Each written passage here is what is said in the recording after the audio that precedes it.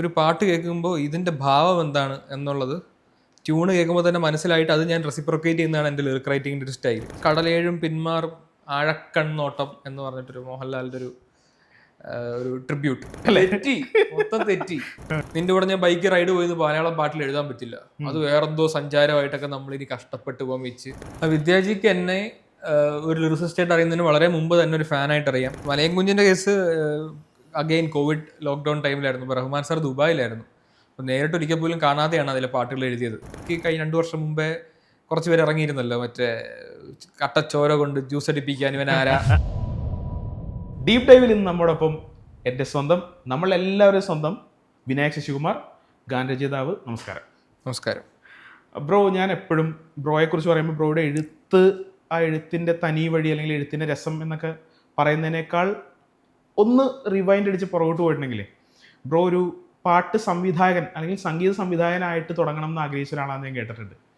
അപ്പോൾ അവിടെ മുതൽ ഇപ്പോൾ മലയാളത്തിലെ ഹിറ്റ്സ് ഇങ്ങനെ ബാക്ക് ടു ബാക്ക് അടിച്ചുകൊണ്ടിരിക്കുന്ന ഒരു ഗാനരചിതമായിട്ട് മാറിയ ആ ഒരു യാത്രയുണ്ടല്ലോ, എങ്ങനെയാണ് ഇത് സംഭവിക്കുന്നത്? സ്കൂളിൽ പഠിക്കുമ്പോഴായിരുന്നു അത് മ്യൂസിക്കിനോട് താല്പര്യം. ഒരുപാട് ഇൻസ്ട്രുമെൻറ്റ്സ് വായിക്കാൻ പറ്റുമായിരുന്നു. ക്ലാസിക്കൽ മ്യൂസിക്, ഹിന്ദുസ്ഥാനിയും കർണാട്ടിക്കൊക്കെ പഠിക്കാനൊക്കെ പോയിട്ടുണ്ട്. അപ്പോൾ അതിൻ്റെ കുറച്ചറിവ് ഉള്ളത് കൊണ്ട് തന്നെ കമ്പോസ് ചെയ്യാനൊക്കെ ഇഷ്ടമായിരുന്നു. അപ്പോൾ അങ്ങനെ കമ്പോസ് ചെയ്ത് അതിന് ലിറിക്സ് എഴുതിയാണ് തുടങ്ങിയത്. പിന്നെ നമ്മുടെ പലരുടെയും 90s കിഡ്സിൻ്റെ ജീവിതത്തിൽ സംഭവിക്കുന്ന പോലെ 12ാം ക്ലാസ്സോടുകൂടി പലതും നിൽക്കുമല്ലോ, അങ്ങനെ നിന്നതാണ് മ്യൂസിക്. ലിറിക്സ് പക്ഷേ അതിനുശേഷം എങ്ങനെയോ കോളേജ് സമയത്തൊക്കെ അങ്ങനെ തുടർന്ന് പോകുന്നു. പിന്നെ സിനിമയിൽ ഇത്രയും വർഷം പാട്ട് എഴുതി.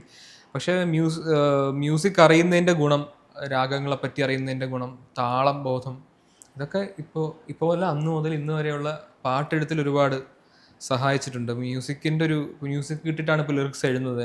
അറിയാലോ, 90% പാട്ടുകളിലും അങ്ങനെയാണ്. ഒരു പാട്ട് കേൾക്കുമ്പോൾ ഇതിൻ്റെ ഭാവം എന്താണ് എന്നുള്ളത് ട്യൂണ് കേൾക്കുമ്പോൾ തന്നെ മനസ്സിലായിട്ട് അത് ഞാൻ റെസിപ്രൊക്കേറ്റ് ചെയ്യുന്നതാണ് എൻ്റെ ലിറിക് റൈറ്റിങ്ങിൻ്റെ ഒരു സ്റ്റൈൽ.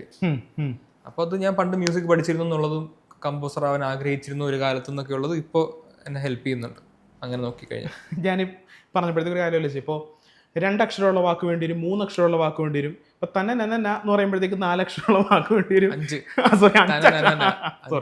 5 അക്ഷരം വേണ്ടി വരുമല്ലോ. അപ്പൊ ഇങ്ങനെ ഈ 5 അക്ഷരം, 2 അക്ഷരം, 3 അക്ഷരം, എങ്ങനെയാണ് ഇതൊക്കെ ഓർത്തു വെക്കുന്നത്? അത് എങ്ങനെയാണ്? ഇത് എന്തെങ്കിലും പ്രോസസ്സ് ഉണ്ടോ ഇങ്ങനെ വാക്കുകൾക്ക് കണ്ടുപിടിക്കാനായിട്ട്? അല്ലെങ്കിൽ അത് മനസ്സിൽ നിന്ന് വരുന്നതാണോ? പുതിയ വാക്കുകൾ എഴുതി വെക്കാറുണ്ടോ? ആ പ്രൊസീജിയർ എങ്ങനെയാണ് സംഭവിക്കുന്നത്? ആഫ്റ്റർ പോയിന്റ് നമുക്ക് ഇതെല്ലാം ശീലമാവും. ഇപ്പോൾ ബ്രോ തനനന്ന് പറഞ്ഞപ്പോൾ തന്നെ എനിക്ക് 5 ഓർക്കാതെ തന്നെ കിട്ടി. അത് നമ്മൾ ചെയ്ത് വരുന്ന ശീലം. പിന്നെ നമ്മൾ തനനന എന്ന് പറയുമ്പോൾ നമ്മൾ 5 മാത്രമല്ല നമ്മൾ കാണുന്നത്. തന നനന എന്ന് നമുക്ക് 2+3 ആയിട്ട് നമ്മൾ സ്പ്ലിറ്റ് ചെയ്യും. തനന നന 3+2 ആയിട്ട് നമ്മൾ സ്പ്ലിറ്റ് ചെയ്യും. അപ്പം അങ്ങനെ പല സ്പ്ലിറ്റുകളും നമ്മുടെ മനസ്സിൽ ഓട്ടോമാറ്റിക്കലി റൺ ചെയ്യും. ഇത് വഴിയേ എന്ന് പറയുമ്പോൾ തനനനയാണ്. ഇത് വഴിയേ നമുക്ക് 2+3 സ്പ്ലിറ്റാ. ഇപ്പൊ പുലരി വരെ എന്ന് പറഞ്ഞാൽ അത് പക്ഷെ 3+2 ആവും. പുലരി 3 അക്ഷരമുള്ള വാക്ക്, വരെ 2 അക്ഷരമുള്ള വാക്ക്. പുലരി വരെ എന്ന് പറഞ്ഞാൽ അത് 3+2 സ്പ്ലിറ്റ് ആയി. അതിശയമേ എന്ന് വിളിച്ചാൽ അത് ഒറ്റ വാക്ക്, 5 ഒറ്റ വാക്ക്. അപ്പം നമുക്കിങ്ങനെ പല വാക്കുകളും ഒരു തനനന കേൾക്കുമ്പോൾ നമുക്കിങ്ങനെ വരും. അത് വിത്ത് എക്സ്പീരിയൻസ് വരുന്നതാണ്. പിന്നെ എഴുതി വെക്കാറുണ്ടെന്ന് വെച്ചാൽ ഉറപ്പായിട്ട് എൻ്റെ ഒരു എക്സൽ ഷീറ്റ് ഉണ്ട്. ലിറിക്കൽ ഡേറ്റാബേസ് എന്നാണ് ഞാൻ എൻ്റെ പേര് കൊടുത്തിരിക്കുന്നത്. അപ്പോൾ അതിൽ ഓരോ എക്സലിന്റെ കോളം ഹെഡിങ്സ് ഉണ്ടല്ലോ, അത് ഇത് തന്നെയാണ് ബ്രോ പറഞ്ഞ പോലെ. ആദ്യം 2 അക്ഷരത്തിന്റെ ഒരു ഷീറ്റ് ഉണ്ട്, 3 അക്ഷരത്തിന്റെ ഒരു ഷീറ്റ് ഉണ്ട്, അതിൽ ഒരു അക്ഷരത്തിന്റെ മുതൽ അങ്ങനെ പല ഷീറ്റുകൾ. അങ്ങനെ ഓരോ ഷീറ്റിന്റെ ഉള്ളിലും കോളം ഹെഡിങ്സ് ഇതായിരിക്കും. തന, താന, തനാ എന്നൊക്കെയാണ് 2 അക്ഷരത്തിന്. തന്ന എന്നൊക്കെ പറഞ്ഞ അപ്പൊ അതിന് ചേരുന്ന വാക്കുകൾ ഇങ്ങനെ ഉണ്ടാവും. അപ്പൊ പുതിയ വാക്കുകൾ ഇങ്ങനെ കിട്ടുമ്പോൾ അതിലോട്ട് ഇങ്ങനെ ആഡ് ചെയ്ത് വെക്കും. അപ്പൊ അത് പൊതുവെ ഞാൻ ഉപയോഗിക്കാറില്ല ഇത്രയൊക്കെ പറഞ്ഞെങ്കിൽ പോലും. പക്ഷെ എവിടെയെങ്കിലും റൈറ്റിംഗ് ബ്ലോക്ക് വരുമ്പോൾ നമ്മൾ നോക്കും, എടുത്തെടുത്ത് നോക്കും, ഏതെങ്കിലും വാക്ക് ഇങ്ങനെ നോക്കും. ഒരു വാക്ക് പെട്ടെന്ന് കണ്ണിൽ തടഞ്ഞാൽ ചിലപ്പോൾ ഇത് എടുത്തിരുന്നു, അത്രേ ഉള്ളൂ. ഇപ്പൊ നമ്മളെ ഈ പാട്ടുകാരെ വേണം അല്ലെങ്കിൽ വിസ്ലിംഗ് ആർട്ടിസ്റ്റുകളെ വേണം എന്നൊക്കെ പറഞ്ഞ് നമ്മൾ ഓഡിഷൻ കോളുകൾ നമ്മൾ മ്യൂസിക് ഡയറക്ടേഴ്സ് ഇടുന്ന കാണാറുണ്ട്. പക്ഷെ എവിടെയും ഒരു ലിറിസിസ്റ്റ് വേണം എന്ന് പറഞ്ഞിട്ട് ഒരു ഓഡിഷൻ കോൾ ഞാനിന്ന് അവരെ കണ്ടിട്ടില്ല. അപ്പോൾ എങ്ങനെയായിരുന്നു ബ്രോയുടെ ഒരു ഇതിലെ ഇപ്പൊ കുട്ടിയും കോലും എന്നുള്ള സിനിമയിലാണ് വരുന്നത്. അപ്പൊ ആ സിനിമയിലേക്ക് എത്തിയത് ബ്രോയുടെ ഇതിൽ എഴുത്തുകൾ കണ്ടിട്ടാണോ? എങ്ങനെയാണ് ആ ഒരു വരക്കം സംഭവിക്കുന്നത്? ഇല്ല, എൻ്റെ ആദ്യത്തെ ഒരു കരിയറിൽ 5 സിനിമ ഞാൻ അങ്ങോട്ട് ചാൻസ് ചോദിച്ച് ഒരുപാട് പേരുടെ ചാൻസ് ചോദിച്ചു. ഈ 5 പേരാണ്, ഈ 5 സിനിമയിലെ ആളുകളാണ് തന്നത്. കുട്ടിയും കോലും, നീലാകാശം പച്ചക്കടൽ ചുവന്ന ഭൂമി, നോർത്ത് 24 കാതം, 7th ഡേ, പിന്നെ നോർത്തിൻ്റെ ഡയറക്ടറിൻ്റെ തന്നെയായിരുന്നു അടുത്ത പടം സപ്തമശ്രീ തസ്കരഹ. ഇതാണ് എൻ്റെ 5 പടങ്ങൾ. അപ്പോൾ 5 പടം അങ്ങനെ നോക്കിക്കഴിഞ്ഞാൽ ചാൻസ് ഇവരുടെ അടുത്തൊക്കെ ചാൻസ് ചോദിച്ചു തന്നെയാണ്. ഞാൻ ഫേസ്ബുക്കിൽ മെസ്സേജ് അയക്കുമായിരുന്നു, അന്ന് ഇൻസ്റ്റാഗ്രാം ഇത്രത്തോളം പോപ്പുലർ അല്ല, എന്നാലും ഇൻസ്റ്റയിൽ മെസ്സേജ് അയക്കും. ഫോൺ നമ്പർ ഉണ്ടെങ്കിൽ എവിടെന്നെങ്കിലും ഫോൺ നമ്പർ തപ്പി പിടിച്ച് നേരിട്ട് വിളിക്കും. ഇങ്ങനെയുള്ള വാതിൽ മുട്ടലുകൾ നടന്നുകൊണ്ടിരുന്നു. ചില വാതിലുകൾ തുറന്നു. അങ്ങനെയാണ് ഇവിടം വരെ എത്തിയത്. പക്ഷെ തുറന്ന വാതിലൊക്കെ ഗംഭീര വാതിലല്ലേ? റെക്സ് വിജയന്റെ ഒരു വാതിൽ തുറന്ന്, ഷാനിക്കാട് ഒരു വാതിൽ തുറന്ന്, ഗോവിന്ദ് വസന്തയുടെ ഒരു വാതിൽ തുറന്നല്ലേ? അതെ അതെ വാതിലുകളെല്ലാം കറക്റ്റ് ആയിരുന്നു. നല്ല വാതിലുകളാണ് തുറന്നത്. പിന്നെ ഒരു വാതിൽ തുറന്നാൽ അത് വഴി വേറൊരു 4 വാതിലെത്തും. ഈ നീലാകാശത്തിന്റെ വാതിലിലൂടെ നടന്നു കയറിയിട്ടാണ് അവിടെ റെക്സ് വിജയനെ പരിചയപ്പെടുന്നു, സുഷിൻ ശ്യാമിനെ അവിടെ വെച്ചാൽ പരിചയപ്പെടുന്നത്, സമീർ താഹിറിനെ പരിചയപ്പെടുന്നു, അൻവർ റഷീദിനെ ആദ്യമായിട്ട് കാണുന്നു, ജോൺ പോൾ ജോർജ് അദ്ദേഹത്തെ അവിടെ വെച്ച് കാണുന്നു. അപ്പോൾ ഇവരൊക്കെ പിന്നീട് വർഷങ്ങൾക്ക് ശേഷം പല പടങ്ങളും ചെയ്തപ്പോൾ എന്നെ വിളിച്ചിട്ടുണ്ട്. അപ്പോൾ അങ്ങനെ ഒരു വാതിലിന് ശേഷം ആ വാതിലിലൂടെ നടന്നു പോയി വേറെ വാതിലിൽ കൂടെ കയറി പോകാൻ പറ്റിയിട്ടുണ്ട്. അത് കൊള്ളാം. എന്തായാലും ഇപ്പോൾ ബ്രോയുടെ മനസ്സിൽ ഇപ്പോൾ പാട്ടെഴുത്തിനെ കുറിച്ച് നമ്മൾ പറഞ്ഞു വന്നുകൊണ്ട് ചോദിക്കുകയാണ്, ഏറ്റവും കൂടുതൽ ഓർമ്മ നിൽക്കുന്ന ഒരു പാട്ടെഴുത്ത് പ്രോസസ്സ് ഏതായിരിക്കും? ഈയിടയ്ക്ക് എൻജോയ് ചെയ്യുന്നത് ഒബ്വിയസ്ലി രോമാഞ്ചം ഒക്കെ ഒരിക്കലും മറക്കില്ല. അതിൻ്റെ പാട്ടുകൾ ഉണ്ടാക്കിയത്, പാട്ടുണ്ടാക്കുന്നതിൻ്റെ അപ്പുറത്തേക്ക് ആ സിനിമേനെ ലിറിക്സ് കൊണ്ട് ഡിഫൈൻ ചെയ്യുന്നൊരു പ്രോസസ്സിലേക്ക് കംപ്ലീറ്റ്ലി കടന്നത് രോമാഞ്ചം മുതൽക്കാണ്. അത് ഫുൾ ഷൂട്ട് കഴിഞ്ഞ് ഒരു ഫസ്റ്റ് എഡിറ്റിംഗ് കഴിഞ്ഞിട്ടാണ് സുഷിൻ്റെ അടുത്തേക്ക് എത്തുന്നത് ആ സിനിമ. അപ്പോഴാണ് എൻ്റെ അടുത്തേക്ക് എത്തുന്നത്. അപ്പോൾ അങ്ങനെ ഞാനും സുഷിനും ജിത്തു മാധവനും കൂടി ഇരുന്നിട്ട് ഇതാണ് സിനിമ, മ്യൂസിക് ഇല്ലാതെ ലിറിക്സ് ഇല്ലാതെ പോസ്റ്റ് പ്രൊഡക്ഷനിലെ പല കാര്യങ്ങളില്ലാതെ ഷൂട്ട് ചെയ്ത വിഷ്വൽ കണ്ടിട്ട് ഇതാണ് സിനിമ, ഇനി നമുക്ക് എന്ത് ചെയ്യാൻ പറ്റും ഈ സിനിമയിൽ എന്നൊരു ചർച്ച നടത്തുകയും ഇവിടെ ഒരു പാട്ടിടാം എന്നൊക്കെ പറഞ്ഞ് തുടങ്ങിയതാ. എന്നാൽ പിന്നെ ആ ഒരു ഏരിയ ഉണ്ട്, ഒരു 2 മിനിറ്റ് അവിടെ ഇടാം ഒരെണ്ണം, ലാസ്റ്റ് ക്ലൈമാക്സിൽ ഒരു ചെറിയൊരു ഏരിയ ഉണ്ട് അവിടെ ഇടാം എന്നൊക്കെ പറഞ്ഞ് അങ്ങനെ എവിടെ ഇടാം എന്നൊക്കെ തീരുമാനിച്ച് ഇതിൻ്റെ ഒരു സ്റ്റോറി ടെല്ലിങ്ങിൻ്റെ കൂടെ തന്നെ, സംവിധായകൻ്റെ ഒരു സ്റ്റോറി ടെല്ലിങ്ങിൻ്റെ കൂടെ തന്നെ ലിറിക്സ് കൊണ്ടൊരു പാരലൽ സ്റ്റോറി ടെല്ലിങ് നിങ്ങൾ നടത്താൻ പറ്റിയത് ആ സിനിമയിലായതുകൊണ്ട് അത് മെമ്മറബിൾ ആണ്. പാട്ടെഴുത്ത് over the period of time എത്രത്തോളം ഈ പറഞ്ഞ പോലെ ബ്രോയ്ക്ക് എളുപ്പകരമായിട്ട് അല്ലെങ്കിൽ ഈസി ആയിട്ട് മാറിയിട്ടുണ്ട് എന്നുള്ളതാണ്. ആ ഒരു പ്രോസസ്സ് എത്രത്തോളം ഒന്ന് തുടങ്ങി കിട്ടാൻ ഉള്ളൊരു ഇത് എപ്പോഴും എല്ലാ സിനിമയ്ക്കും ഇപ്പം ഇത്ര പാട്ട് എഴുതി കഴിഞ്ഞാൽ നമ്മൾ നാളെ ഒരു പാട്ട് എഴുതാൻ പോകുമ്പോൾ ഒന്ന് തുടങ്ങി കിട്ടുന്നതിനൊരു ട്രബിൾ ഉണ്ടാവും, സ്റ്റാർട്ടിങ് ട്രബിൾ. അത് എത്ര വേഗം പരിഹരിക്കപ്പെടുന്നോ അത്രയും എളുപ്പത്തിൽ കാര്യം നടക്കും. വൺസ് സ്റ്റാർട്ട് ചെയ്താൽ പിന്നെ 20 അല്ല 40 അല്ല 60 വരെ ഉണ്ടെങ്കിൽ നമുക്ക് എഴുതാൻ പറ്റും. പക്ഷെ തുടങ്ങുക എന്ന് പറയുന്നതിൻ്റെ പ്രോസസ്സ് നമുക്കൊരു ഐഡിയ കിട്ടുക എന്നുള്ളതിൻ്റെ അപ്പുറത്തേക്ക് എനിക്ക് കിട്ടുന്ന ഐഡിയ മ്യൂസിക് ഡയറക്ടറായ നിങ്ങൾക്കും ഡയറക്ടറായ മറ്റൊരാൾക്കും ഒക്കെ അത് ഓക്കെ ആണോ എന്ന ഒരു ചർച്ച ആദ്യം നടത്തിയിട്ട് അത് അവർ ഓക്കെ ഈ രീതിക്ക് പോവാം എന്നൊരു പച്ചക്കൊടി കാണിക്കുന്നത് വരെ ഈ സ്റ്റാർട്ടിങ് ട്രബിൾ ഉണ്ടാവും. ഇപ്പൊ ചില സിനിമകളുടെ പല സിനിമകൾക്ക് പല മീറ്റർ ആണല്ലോ. ഇപ്പൊ ജോണർ വെച്ച് നമ്മളൊരു 5-6 ജോണർ എന്ന് പറഞ്ഞാലും ഒരു ജോണറിന്റെ ഉള്ളിൽ തന്നെ ഇപ്പൊ മാസ് സിനിമ എന്ന് പറഞ്ഞാൽ അതിൽ എഴുതേണ്ട വേറെ വാക്കുകളായിരിക്കും. നരസിംഹം പോലത്തെ ഒരു മാസ് സിനിമ അല്ല, ഇപ്പൊ ആറാട്ട് പോലത്തെ ഒരു 2 മാസ് സിനിമയാണ് അങ്ങനെ നോക്കിക്കഴിഞ്ഞാൽ. പക്ഷെ 2ന്റെ മീറ്റർ 2ആണ് എന്ന് പറഞ്ഞതുപോലെ ആ ഡയറക്ടറിനും ആ മ്യൂസിക് ഡയറക്ടറിനും ഉള്ള സെൻസിബിലിറ്റിയും നമ്മുടെ സെൻസിബിലിറ്റിയും തമ്മിൽ മാച്ച് ആവുന്നുണ്ടോ, അവർ ലിറിക്കലി എന്താണ് എക്സ്പെക്ട് ചെയ്യുന്നത്, ഇങ്ങനത്തെ കാര്യങ്ങളൊക്കെ ഒന്ന് ഡിസ്കസ് ചെയ്തിട്ട് ഫസ്റ്റത്തെ ഒരു തോട്ട് ഈ പാട്ടിൻ്റെ ഒരു ഐഡിയ ഇതാണ്, ഇത് ഓക്കെ ആണോ എന്നുള്ളൊരു ഡിസ്കഷൻ ലാൻഡ് ചെയ്ത് കഴിഞ്ഞാൽ പിന്നെ എളുപ്പം. എനിക്ക് തോന്നുന്നത് ഈ അഭിനയിക്കുന്ന സ്ക്രീനിൽ വരുന്ന ആളുകളുടെ പ്രായവും എഴുത്തിൽ നിങ്ങൾ കൺസിഡർ ചെയ്യുമെന്ന് തോന്നുന്നല്ലേ? അതായത് ആ സ്ക്രീൻ അല്ലേ ഏറ്റവും ആദ്യം കൺസിഡർ ചെയ്യുന്നത് കാണാൻ പോകുന്ന അല്ലെങ്കിൽ ഈ പാട്ട് കേൾക്കാൻ പോകുന്ന ആളുകളുടെ പ്രായമാണ്. ഓക്കെ. നമ്മളൊരു പ്രൊഡക്റ്റ്, ഏത് പ്രൊഡക്റ്റ് ആണെങ്കിലും അത് ആരിലേക്ക് എത്തുന്നു, ടാർഗറ്റ് ഓഡിയൻസ് ആരാണെന്ന് നമ്മൾ നോക്കുക. അപ്പോൾ ഈ പാട്ട് കേൾക്കാൻ പോകുന്ന ആരാ, ഈ പടത്തിന് കയറാൻ പോകുന്ന ആരാ, അവരെയാണ് സാറ്റിസ്ഫൈ ചെയ്യേണ്ടത്, അത് ഐഡന്റിഫൈ ചെയ്യും. അപ്പോൾ പിന്നെ എളുപ്പമായി, കാര്യങ്ങൾ കുറച്ചുകൂടെ ചാനൽഡായി. പിന്നെ ഒബ്വിയസ്ലി അത് സിനിമയിൽ അഭിനയിക്കുന്ന ആരാണ് അല്ലെങ്കിൽ ഈ സിനിമയുടെ നേച്ചർ എന്താണ്, ഇതിനനുസരിച്ചൊക്കെയാണ് ബാക്കി എടുത്തു വരുന്നത്. എൻ്റെ ഒരു പേഴ്സണൽ ഫേവറേറ്റ് പാട്ടാണ് ബ്രോയുടെ ഓർമ്മകൾ കരൽ തലോടും പോലെ. ഒരുപാട് ഹിറ്റ്സ് ബ്രോയുടേതായിട്ട് ഇപ്പോൾ നമ്മളുടെ ഡെയിലി പ്ലേലിസ്റ്റിൽ നമ്മൾ റീൽസിൽ ഇങ്ങനെ പോകുമ്പോഴൊക്കെ വരുന്നുണ്ടെങ്കിലും എനിക്ക് എല്ലാ കാലവും എന്താണെന്ന് അറിയാൻ പാടില്ല. ഇപ്പോൾ എന്താ പറയുക, ഇപ്പോൾ ബ്രോയുടെ പേര് ഇപ്പോൾ നമ്മളിങ്ങനെ വിനായക് ശശികുമാർ എന്ന് പറയുമ്പോഴും ആലോചിക്കുമ്പോഴും എനിക്ക് ആദ്യം വരുന്നത് ഓർമ്മകൾ കരൽ തലോടും പോലെ എന്നുള്ള പാട്ടാണ്. നമുക്കൊരേ മുഖം, ഒരേ നെഞ്ചം, ഒരേ ആവേശം എന്നൊക്കെ എഴുതുമ്പോഴത്തേക്കും ഞാൻ ആ സമയത്ത് എനിക്കൊരു 27 വയസ്സുണ്ട് പടം ഇറങ്ങുന്ന സമയത്ത്. അപ്പോൾ ഞാനിങ്ങനെ ഭയങ്കര കാര്യമായിട്ട് ഇങ്ങനെയൊക്കെ എങ്ങനെ എഴുതാൻ പറ്റുന്നു ഈ മനുഷ്യന്. അപ്പോൾ ഞാനിങ്ങനെ പ്രായം നോക്കിയപ്പോഴത്തേക്കും ബ്രോയ്ക്ക് ഒരുപാട് പ്രായം കുറവാണ്. അതായത് എന്താ പറയുക, ബ്രോ ഒരു കോളേജൊക്കെ കഴിഞ്ഞ ടൈമിലാണ് ആ പാട്ടുകൾ എഴുതുന്നതെന്നാണ് ഞാൻ അന്ന് മനസ്സിലാക്കിയത്.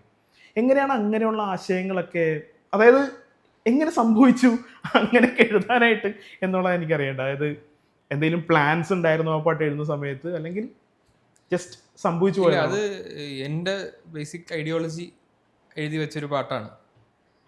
ചില പാട്ടുകളിലല്ലേ നമുക്ക് സിനിമാ പാട്ടിൻ്റെ അങ്ങനെ ഒരു ഇതുണ്ടല്ലോ, മിക്ക പാട്ടുകളും സിനിമയുടെ ആവശ്യം എന്താണോ അതാണ് നമ്മൾ പാട്ടായിട്ട് എഴുതുന്നത്. നമ്മുടെ ഐഡിയോളജിക്ക് അവിടെ സ്ഥാനമില്ല. കവിതയല്ലല്ലോ, പാട്ടല്ലേ. പക്ഷെ ചില പാട്ടുകൾ വരുമ്പോൾ നമുക്ക് നമ്മുടെ മനസ്സിലുള്ള ആശയം എഴുതി വെക്കാൻ പറ്റും. അപ്പോൾ നമുക്ക് ഒരേ നിറം, ഒരേ നെഞ്ചം, അല്ലെങ്കിൽ ഓർമ്മകളിലെ ആ വരിയാണെങ്കിലും, അല്ലെങ്കിൽ ഇപ്പോൾ പറുദീസയിലെ വരികളാണെങ്കിലും, പാടുന്നവർ പാടട്ടെ കഴിയുവോളം, ആടുന്നവരാടട്ടെ തളരുവോളം, ചേരുന്നവരൊന്നായി ചേരട്ടെ വേഗം, അതിന് കെൽപ്പുള്ള ഭൂമിയാണ് പറുദീസ എന്ന് പറയുന്ന വരിയാണെങ്കിലും, ഈവൻ അതർവൈസ് ഇപ്പോൾ തുടരും എന്നുള്ള സിനിമയിൽ ഞാൻ കൊണ്ടാട്ടം ഒരു സോങ് എഴുതി. അതിൻ്റെ അനുപല്ലവിയിൽ ലാലട്ടം പാടുന്ന വരികൾ, കാണും ലോകം സന്തോഷത്തിൻ കൂട്, ഞാനും നീയും ഒന്നാണടാ, ഇന്നീ മണ്ണിൽ ജന്മം ഒന്നേ ഒന്ന്, ഓരോ നാളും കൊണ്ടാടടാ, കോപത്തിൻ പന്തങ്ങൾ നീ അൻപാലെ ആറ്റേണം, എല്ലാവരെയും എന്നെന്നും ഒരേ കണ്ണാലെ കാണണം എന്നൊക്കെ പറയുന്ന വരികൾ ബേസിക്കലി ഇക്വാളിറ്റി എന്നുള്ള കോൺസെപ്റ്റ് ആണ്. അത് എവിടെയൊക്കെ എഴുതാൻ പറ്റുമോ അവിടെയൊക്കെ നമ്മൾ കൊണ്ടുവരുമെന്നല്ലേ, അവിടെയൊക്കെ എഴുതും. അതിൻ്റെ അകത്തല്ലേ ഈ പറഞ്ഞ പോലെ കടലേറും പിന്മാറും ആഴക്കണ്ണോട്ടം, അതിന്റെ പല്ലവി മുഴുവൻ മാസമാണ്. പല്ലവിയിൽ ഒരു റൗണ്ട് മാസ് അടിച്ചു കഴിഞ്ഞാൽ അനുപല്ലവിയിൽ നമുക്കൊരു ഗ്യാപ്പ് ഉണ്ട് നമ്മുടെ ഫിലോസഫി എഴുതാൻ. ആ ഗ്യാപ്പിൽ അത് കൂടെ എഴുതും. അല്ല, അത് ആ ഒരാളുടെ ഒരു വ്യാപ്തിയൊക്കെ ഇങ്ങനെ എഴുതി വെച്ചാൽ ഒരു മോഹൻലാൽ ട്രിബ്യൂട്ട് എന്ന് പറഞ്ഞ അതായത് തുടരുമിലെ സിനിമയ്ക്കകത്തുള്ള പാട്ടല്ലല്ലോ, അതിന്റെ ഒരു സക്സസ് പ്രൊമോ പോലത്തെ ഇറങ്ങുന്നൊരു പാട്ടാണ്. അപ്പോൾ അവിടെ ക്യാരക്ടറിനെ പറ്റിയൊന്നും എഴുതേണ്ട ആവശ്യമില്ല, നമുക്ക് അതിന്റെ അപ്പുറത്തേക്ക് ഒരു ഫോർത്ത് വാൾ ബ്രേക്കിങ്ങിലേക്ക് കടക്കാം. അപ്പോൾ അങ്ങനെയാണ് കടലേഴും പിന്മാറും ആഴക്കണ്ണോട്ടം എന്ന് പറഞ്ഞിട്ടൊരു മോഹൻലാലിന്റെ ഒരു ട്രിബ്യൂട്ട്, അങ്ങനെ ഒരു ലൈനായിരുന്നു അത്. Super super. അപ്പോൾ ഞാൻ ഇതിപ്പോൾ പാട്ട് വരികളിൽ ഉൾപ്പെടുത്തുന്ന ബ്രോഡർ ഐഡിയോളജി പറഞ്ഞു. ഇനിയിപ്പോൾ പാട്ടിന് ബേസിക്കലി ഒരു ചട്ടക്കൂടിൽ നിന്നായിരിക്കും നമ്മൾ പാട്ടുകൾ എഴുതുന്നതല്ലോ. അപ്പോൾ ഒരു സിറ്റുവേഷൻ പറയുമ്പോൾ എങ്ങനെയായിരിക്കും ബ്രോ അതിൻ്റെ അകത്ത് ഇന്ന കാര്യങ്ങൾ ഉൾപ്പെടുത്താമെന്നുള്ളൊരു ആ ഒരു പ്രോസസ്സ് എങ്ങനെയാണ്? ഒരു പാട്ട് കയ്യിലേക്ക് ഇപ്പോൾ ഒരു ട്യൂൺ വന്നു കഴിയുമ്പോഴേക്കും നമുക്ക് ഉൾപ്പെടുത്താൻ കഴിയുന്ന ആശയങ്ങളിലേക്കും, ഇപ്പോൾ നേരത്തെ പറഞ്ഞു ആർക്കാണോ അത് കാണേണ്ടത് അവർക്ക് വേണ്ടിയിട്ടാണ് പാട്ട് എഴുതുന്നതെന്ന് പറഞ്ഞു. പക്ഷേ ആസ് എ ലിറിസിസ്റ്റ് ബ്രോ എങ്ങനെയായിരിക്കും അത് ഉള്ളിൽ എങ്ങനെയായിരിക്കും അതൊന്നിങ്ങനെ റെഡിയാക്കി എടുക്കുന്നത്, സെറ്റാക്കി എടുക്കുന്നത്? ഇല്ല, ഇപ്പോൾ ഒരു പാട്ടിൻ്റെ സിറ്റുവേഷൻ എനിക്ക് പറഞ്ഞു തരുമ്പോൾ അതിൽ എനിക്കെന്തെങ്കിലും ഡിഫറെൻ്റ് ആയിട്ട് കോൺട്രിബ്യൂട്ട് ചെയ്യാനുണ്ടോയെന്നായിരിക്കും ഞാൻ ആദ്യം ചിന്തിക്കുക. ഇപ്പോൾ ഈ ഇന്ന കഥാപാത്രത്തിൻ്റെ പെർസ്പെക്റ്റീവിൽ വേണം പാട്ട് എന്നായിരിക്കും ചിലപ്പോൾ അവർ പറയുക. അപ്പോൾ ഞാനിങ്ങനെ ആലോചിച്ചിട്ട് ചിലപ്പോൾ അവരോട് ചോദിക്കും, എന്തുകൊണ്ട് ആ കഥാപാത്രത്തിൻ്റെ പെർസ്പെക്റ്റീവിൽ വേണം? അതിനേക്കാൾ ഇൻട്രസ്റ്റിംഗ് ചിലപ്പോൾ ആ ഓപ്പോസിറ്റ് നിൽക്കുന്ന ക്യാരക്ടറിൻ്റെ പെർസ്പെക്റ്റീവിൽ ഈ പാട്ട് വന്നാൽ ബെറ്റർ ആവില്ലേ, അല്ലെങ്കിൽ ഒരു ഓഡിയൻസ് പെർസ്പെക്റ്റീവിൽ വരുന്നതായിരിക്കില്ലേ ബെറ്റർ? അങ്ങനെയുള്ള ചോദ്യങ്ങൾ വെറുതെ ചോദിക്കും. അവരുടെ ഡയറക്ടറിൻ്റെയും സ്ക്രിപ്റ്റ് റൈറ്ററിൻ്റെയും ഒരു ബ്രെയിൻ പിക്കിംഗ് നമ്മൾ പറയില്ല, അതിനുവേണ്ടിയെങ്കിലും ചോദിക്കും. ഒരു ബ്രെയിൻ സ്റ്റോമിങ് നടക്കുമല്ലോ. അപ്പോൾ അവരുടെ കൺവിക്ഷൻ എന്താണ്, അവരുടെ ആശയത്തിൻ്റെ ഡെപ്ത് എന്താണെന്ന് ഒന്നെങ്കിൽ എനിക്ക് മനസ്സിലാവും, അല്ലെങ്കിൽ ഞാൻ പറയുന്ന ഓൾട്ടർനേറ്റ് ആയിട്ടുള്ള ഈ കാര്യങ്ങൾ അവർക്ക് കൺവിൻസ്ഡ് ആവും. അപ്പോൾ പുതിയതായിട്ട് എന്തെങ്കിലും ചെയ്യാൻ പറ്റും. ഇപ്പോൾ ഉദാഹരണത്തിന് ഇപ്പോൾ എൻ്റെതല്ലാത്തൊരു പാട്ട് ഞാൻ പറയാം. ഇപ്പോൾ ഈ പാട്ടറിയില്ലേ, ലുക്കാ ചുപ്പി എന്നുള്ള പാട്ടറിയോ, രംഗ്ദേ ബസന്ത്. അപ്പോൾ അതിൻ്റെ ലിറിക്സ് എന്ന് പറഞ്ഞാൽ ഒരു മകൻ മരിച്ചുപോയി, കുഞ്ഞ് മരിച്ചുപോയി, അമ്മയുടെ പെർസ്പെക്റ്റീവിലുള്ള പാട്ടാണ്. അപ്പോൾ ടിപ്പിക്കലി നമ്മൾ അവിടെ എക്സ്പെക്ട് ചെയ്യുന്നതെന്ന് വെച്ചാൽ ഒരു പാത്തോസ് സോങ് ആയിരിക്കും. കുഞ്ഞിൻ്റെ മരണം അമ്മ പാടുന്നു എന്ന് പറയുമ്പോൾ വളരെ സാഡായിട്ടൊരു ഡിപ്രസിങ് ആയിട്ടൊരു പാട്ടാണ്. പക്ഷെ അവിടെ വന്ന പാട്ടെന്ന് പറഞ്ഞു കഴിഞ്ഞാൽ മ്യൂസിക് എടുത്തു നോക്കി കഴിഞ്ഞാൽ ഡിപ്രസിങ് മ്യൂസിക് അല്ല. സത്യം.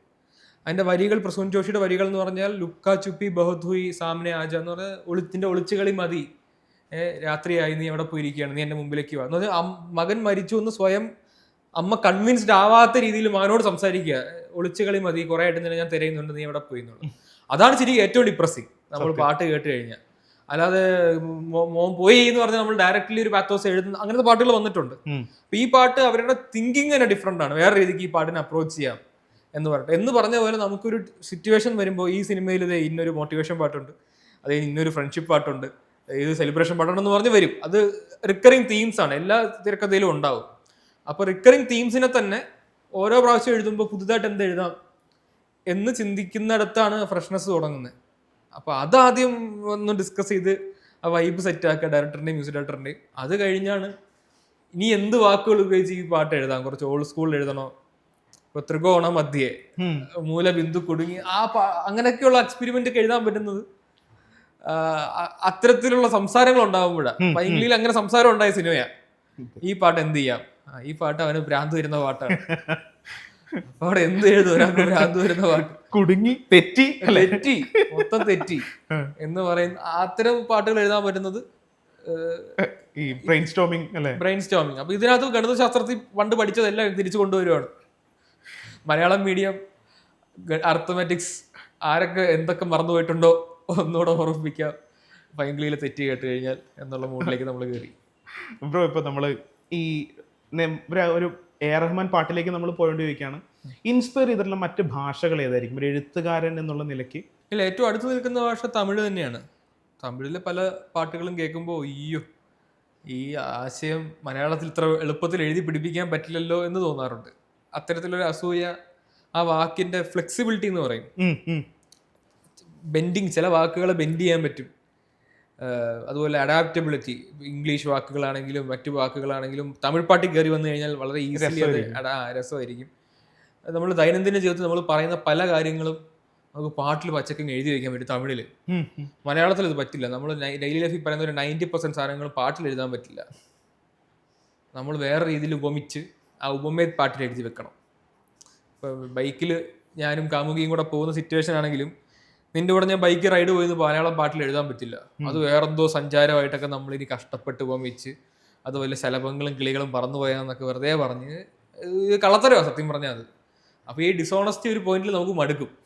എന്ത് പറവകള്, ഒരു മനുഷ്യന്മാരല്ലേ, എത്ര ഉപമിച്ചാലും ഉപമയ്ക്കൊരു വിലയില്ലാത്തൊരു സമയം വരും ചില സിറ്റുവേഷൻസിലെങ്കിലും. അപ്പോൾ നമ്മൾ തമിഴിനെ കുറച്ച് അസൂയോടുകൂടി വയ്ക്കും, പണ്ടാരം ആ ഭാഷയിലായിരുന്നെങ്കിൽ കുറച്ച് ഡയറക്റ്റ്ലി പിടിക്കായിരുന്നു. അപ്പോൾ മലയാളത്തിൽ ഇപ്പോൾ പിന്നെ നമുക്ക് എക്സ്പെരിമെൻറ്റ് ചെയ്യാന്നുള്ള ഒറ്റ ഓപ്ഷനേ ഉള്ളൂ. എക്സ്പെരിമെൻറ്റ് ചെയ്യുമ്പോൾ അറിയാലോ, പലപ്പോഴും സക്സസ്ഫുൾ ആവും, പലപ്പോഴും നേരെ ചീറ്റിപ്പോവുകയും ചെയ്യും. അപ്പോൾ ചീറ്റിപ്പോകുന്നത് പോണെങ്കിൽ പോട്ടെ എന്ന് വിചാരിച്ചു തന്നെ നമ്മൾ അതങ്ങ് ചെയ്യും. അതാണ് കഴിഞ്ഞ 2-3 വർഷത്തിനിടയിൽ ചെയ്തിട്ടുള്ളത്. ആവേശം രോമാഞ്ചം എക്സ്പെരിമെൻ്റ് ആയിരുന്നു, വാഴ എക്സ്പെരിമെൻ്റ് ആയിരുന്നു, ആവേശം മൊത്തത്തിൽ എക്സ്പെരിമെൻ്റ് ആയിരുന്നു, ഗുരുവായൂർ അമ്പലനടയിൽ എക്സ്പെരിമെൻ്റ് ആയിരുന്നു. പിന്നെ അതിൻ്റെ ചോട് പിടിച്ച് കഴിഞ്ഞ വർഷവും പൈങ്കിളിയാണ് ഏറ്റവും വലിയ എക്സ്പെരിമെൻറ്റ്. അതിൻ്റെ ചോട് പിടിച്ച് ഇപ്പോൾ വന്നിങ്ങനെ എക്സ്പെരിമെൻറ്റ് ചെയ്തുകൊണ്ടിരിക്കുന്നു. ബ്രോ ഇപ്പോൾ ഞാൻ ഈ ഇൻസ്പയർ ചെയ്ത എഴുത്തുകാരെ കുറിച്ച് ചോദിക്കണം എന്ന് വിചാരിച്ചു. പക്ഷെ അത് അവിടെ നിൽക്കട്ടെ. ഈ ബ്രോ ആണ് ശരിക്കും പറഞ്ഞിട്ടുണ്ടെങ്കിൽ ഇപ്പം മല്ലൂമിനാറ്റി, ഇല്ലൂമിനാറ്റി, ആർഭാടം, ജാട, ഇങ്ങനെയുള്ള ചില ട്രെൻഡിങ് വാക്കുകൾ മലയാളിക്ക് ഇപ്പോൾ ബ്രോ എടുത്ത് വെച്ച ബ്രോ പറയുമ്പോൾ വാക്കുകൾ തന്നെയാണ്, ഞാനത് ഉപയോഗിച്ചു എന്ന് ബ്രോ പറയുമായിരിക്കും. പക്ഷെ ബ്രോ അങ്ങനത്തെ ഉള്ള ഇപ്പൊ ആദരാഞ്ജലി എന്നുള്ള വാക്ക്, ഇപ്പോൾ ആദരവ് കൊണ്ടുള്ള കൂപ്പുകയാണ് ആദരാഞ്ജലി എങ്കിലും നമ്മൾ എവിടെ ആരുടെ പോയി പറയാറില്ല ആ വാക്ക്. പക്ഷെ അത് നമ്മളൊരു സങ്കട സിറ്റുവേഷനിൽ പറയുന്ന ഒരു വാക്ക്, നമ്മളൊരു തമാശ അല്ലെങ്കിൽ ഇത്തിരി ലൈറ്റ് ആയിട്ട് നമുക്ക് പറയാനുള്ള രീതിയിലേക്ക് ബ്രോ ആണ് ഇപ്പൊ അത് കൊണ്ടുവന്നത്. അപ്പൊ ഇങ്ങനെയുള്ള വാക്കുകൾ ബ്രോ നോട്ട് ചെയ്ത്, അതായത് ഇപ്പൊ നമ്മൾ ഈ എക്സൽ ഷീറ്റിന്റെ കാര്യം പറഞ്ഞ പോലെ ഇനി ഒരു പാട്ട് വരുമ്പോൾ ഇങ്ങനെ ഒരു വാക്ക് ഉപയോഗിക്കണം, അങ്ങനത്തെ ഒരു തോട്ട് പ്രോസസ് ഉണ്ടാവാറുണ്ടോ പൊതുവെ? ഉണ്ട്. എന്തെങ്കിലും സോഷ്യൽ മീഡിയ കാണുകയോ എന്തെങ്കിലും ചെയ്ത് കഴിഞ്ഞാൽ അപ്പോൾ കുറിച്ച് വെക്കും. ഇത് പലതും അങ്ങനെ കുറിച്ച് വെക്കുന്നത് ചിലപ്പോൾ ഉപയോഗിക്കാൻ പാട്ട് തന്നെ കിട്ടാറില്ല, ചിലത് എപ്പോഴേലും കിട്ടും, അപ്പോൾ എടുത്തപ്പോൾ ചാമ്പും. അങ്ങനെയുള്ള സംഭവങ്ങൾ, അൺഎക്സ്പെക്റ്റഡ് വാക്ക് വരുമ്പോഴാണ്, വാക്കറിയുന്ന വാക്കായിരിക്കും ബ്രോ പറഞ്ഞ പോലെ, അൺഎക്സ്പെക്റ്റഡ് ആയിട്ടൊരു വാക്ക് കയറി വരുമ്പോൾ ഒരു പുതുമ. എപ്പോഴും ക്യാച്ചി, എല്ലാവരും പറയും ക്യാച്ചി ആയിട്ടുള്ള പാട്ടുമാണ് ഏത് പുതിയ പാട്ട് എഴുതിയാലും ഇവർ പറയുന്നത്. എനിക്ക് തോന്നുന്നു അതുകൊണ്ടാണെന്ന് തോന്നുന്നു നിങ്ങളുടെ കോംബോ, അതായത് സുഷിൻ വിനായക് കോംബോ, നിങ്ങൾ വന്നിട്ടുണ്ടെങ്കിൽ ക്യാച്ചിനെസ് വരും എന്നുള്ളൊരു സാധനം ഉണ്ടല്ലോ. ഉണ്ട്. ഈ സുഷിനായിട്ടുള്ള വർക്ക് അല്ലെങ്കിൽ പോലും എൻ്റെ അടുത്ത് വരുന്ന വർക്കുകളിലല്ലോ സുഷിനായിട്ടൊരു ഹിറ്റ്, ഇപ്പം ആവേശം വന്നു കഴിഞ്ഞാൽ അല്ലെങ്കിൽ രോമാഞ്ചം വന്നു കഴിഞ്ഞാൽ പിന്നെ വരുന്ന കുറെ വർക്കുകളിൽ അവർ പറയുന്നത് രോമാഞ്ചം പോലത്തെ ഒരു സംഗതി പോരട്ടെ, അങ്ങനത്തെ ഒരു ആദരാഞ്ജലി പോലത്തെ ഒരു സാധനം പോരട്ടെ. ഇപ്പോൾ ഇലുമിനാറ്റി ഹിറ്റായി കഴിഞ്ഞാൽ കുറെ വർക്കുകളിൽ ഇലൂമിനാറ്റിയാണ് എന്നെ കൊണ്ട് എഴുതിപ്പിക്കുന്നത് ഇൻ ഡിഫറെന്റ് വേസ്. അത് രണ്ടെണ്ണന്റെ ഇലൂമിനാറ്റി ആണെങ്കിൽ ഈ സിനിമയിൽ വേറൊരു അണ്ണൻ ഉണ്ടാവും, ഈ അണ്ണന്റെ ഒരു ഇലൂമിനാറ്റിയാണ് അവർ ചോദിക്കുന്നത്. ലിറ്ററലി അങ്ങനെ ചോദിക്കും, ഇത് നമുക്ക് ഇന്ന ആളുടെ ഇലൂമിനാറ്റി ചെയ്ത്.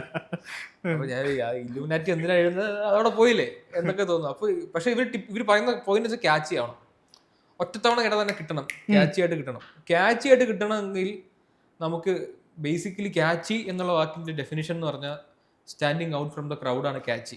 ഇപ്പൊ 10 പേര് വരുന്നു, 10 പേര് ഒരേപോലെ ഇരിക്കുന്നു, 11ാമത്തെ ഒരാൾ അവിടെ നിൽക്കുന്നു, അയാളെ കാണാൻ വേറെ രീതിക്കാണ്, അയാളെ ക്യാച്ച് ചെയ്യാം. ഇപ്പൊ 10 ചൈനീസ് ആൾക്കാരുടെ ഇടയിൽ ഒരു യൂറോപ്യൻ നിന്ന് കഴിഞ്ഞാൽ നിങ്ങൾ ആ യൂറോപ്യനെ നോക്കുകയുള്ളൂ, 10 ചൈനീസ് ആൾക്കാരെ നോക്കില്ല, ബിക്കോസ് ഈ സ്റ്റാൻഡിങ് ഔട്ട് എന്ന് പറഞ്ഞതുപോലെയാണ് ലിറിക്സിന്റെ കാര്യത്തിൽ. എന്തിന്റെ കാര്യത്തിൽ ക്യാച്ചി എന്ന് പറഞ്ഞു കഴിഞ്ഞാൽ എന്തോ എവിടെയോ ഒരു ഡിഫറൻസ് ഫീൽ ചെയ്യിക്കണം. അപ്പോൾ അത് ഫീൽ ചെയ്ത് കഴിഞ്ഞാൽ ഇത് നമ്മൾ ക്യാച്ച് ചെയ്യും. അപ്പോൾ പാട്ടിൽ ടിപ്പിക്കലി കേൾക്കാത്ത എന്തെങ്കിലും എഴുതുക എന്നുള്ളതാണ് ആ ഹിറ്റിന്റെ ബേസിക്. ഇത് സീക്രട്ട് പറഞ്ഞു തരുന്ന പോലത്തെ പരിപാടിയാണ്. അതിന്റെ ചാർജ് ഞാൻ പിന്നെ മേടിച്ചോളാം അല്ലേ. അല്ല ബ്രോ, ഇപ്പൊ മല്ലൂമിനാറ്റി എന്ന് പറഞ്ഞ വാക്ക് ശരിക്കും ബ്രോ ആണ് നമുക്ക് തന്നത്. ആ വാക്ക് എഫർട്ടൊക്കെ യൂസ് ചെയ്യുന്ന അറിയാം. അതായത് നമ്മൾ കാണുന്ന പല സോഷ്യൽ മീഡിയ പോസ്റ്റുകളിലും ഒക്കെ അല്ലെങ്കിൽ ചിലരുടെ യൂസർ നെയിം തന്നെ മല്ലൂമിനാറ്റി. മലയാളികൾ ഹിറ്റായിട്ടുള്ള ഇടങ്ങൾ എവിടെയാണ്, അവിടെയൊക്കെ മല്ലൂമിനാറ്റി ഉണ്ട് ഇപ്പോൾ. അതൊക്കെ എന്തായാലും പൊളി സീനാണെന്ന് പറഞ്ഞുകൊണ്ട് നമ്മൾ തിരിച്ച് സ്വാധീനിച്ച എഴുത്തുകാരിലേക്ക് വരാം. അപ്പോൾ ആരൊക്കെയാണ് ബ്രോ ഏറ്റവും കൂടുതൽ സ്വാധീനിച്ച എഴുത്തുകാർ, ഏറ്റവും കൂടുതൽ വായിക്കപ്പെടുന്നത്, അല്ലെങ്കിൽ ബ്രോ ഏറ്റവും കൂടുതൽ നോക്കിയിരിക്കുന്ന ഒരു പുതിയ എഴുത്ത് വരാനായിട്ട് നോക്കിയിരിക്കുന്ന എഴുത്തുകാർ, അങ്ങനെ ആരൊക്കെ ആയിരിക്കും?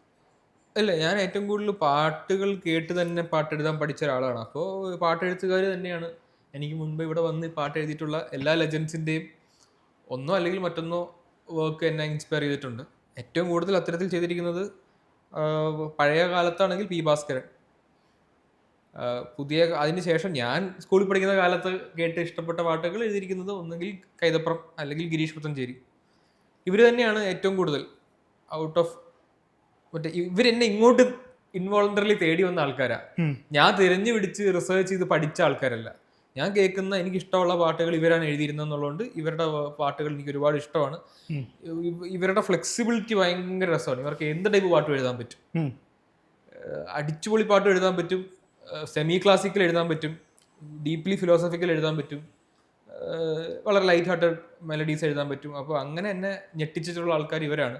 അതുപോലെ തന്നെ ബിച്ചു തിരുമല, ഇവരൊക്കെയാണ് ടിപ്പിക്കൽ പാട്ടെഴുത്തുകാർ, കവികളല്ല. സത്യം, കവികളെന്ന് ഇവരെ വിളിക്കാം. അതെ, പാട്ടെഴുത്തിലും കവിത കൊണ്ടുവന്നല്ലേ. പാട്ടെഴുത്തിൽ കവിത ആവശ്യമുള്ള പാട്ടുകളിൽ മാത്രം കവിത കൊണ്ടുവന്നിട്ടുള്ളവരാണ്. കവിത പാട്ടെഴുത്തിനൊരു മസ്റ്റ് അല്ല, അങ്ങനെ ഒരു തെറ്റിദ്ധാരണ നമുക്ക് പലർക്കും ഉണ്ട്. ഇല്ല, കവിത അവിടെ ഉണ്ടല്ലോ. അതെ, പാട്ടെഴുത്തിൽ പാട്ടാണ് എഴുതേണ്ടത്, അത് കവിതാ രചനയല്ല. അപ്പോൾ അതിന്റെ സൂത്രപ്പണികൾ അറിയുന്ന, കൃത്യമായിട്ട് ക്രാഫ്റ്റ് അറിയുന്ന ലെജൻസ് ആണ് ഇവരാണ് എന്നെ ഏറ്റവും കൂടുതൽ സ്വാധീനിച്ചിട്ടുള്ളത്. പക്ഷേ അതിനുശേഷം ഞാൻ അങ്ങോട്ട് തിരിഞ്ഞു പിടിച്ച് ബാക്കി എല്ലാ ലെജൻസിന്റെ, വയലാറടക്കം, ശ്രീകുമാരൻ തമ്പി സാർ അടക്കം, ONV അടക്കം, പൂച്ചൽ ഖാദർ അല്ലെങ്കിൽ ഷിബു ഏട്ടനാണെങ്കിലും, അങ്ങനെ പറയാൻ പോയി കഴിഞ്ഞാൽ എൻഡ്ലെസ്. യൂസഫ് അലി കച്ചേരി ഭയങ്കര, നമുക്ക് വളരെ ഡിഫറെൻ്റ് ആയിട്ടുള്ള ഒരുപാട് ലിറിസിസ്റ്റുകൾ പാട്ട് എഴുതിയ ഒരു ഇൻഡസ്ട്രിയും കൂടിയാണ് മലയാളം. ഞാനെപ്പോഴും തമിഴിലൊക്കെ നോക്കുമ്പോൾ അവിടെ ഒന്നോ രണ്ടോ പേരാണ്. ഇപ്പോൾ കണ്ണദാസൻ എന്ന് പറഞ്ഞ യുഗം, അത് കഴിഞ്ഞ് അപ്പോൾ MS വിശ്വനാഥനായിരിക്കും മ്യൂസിക് ഡയറക്ടർ. മിക്ക പാട്ടുകളും ഇവരാണ്. അത് കഴിഞ്ഞ് വാലി വന്നു കഴിഞ്ഞു, വാലി ഇളയരാജ വരുന്നു. പിന്നെ അങ്ങോട്ട് ഇളയരാജയുടെ ഒരു 10-20 വർഷം ഇളയരാജയാണ്.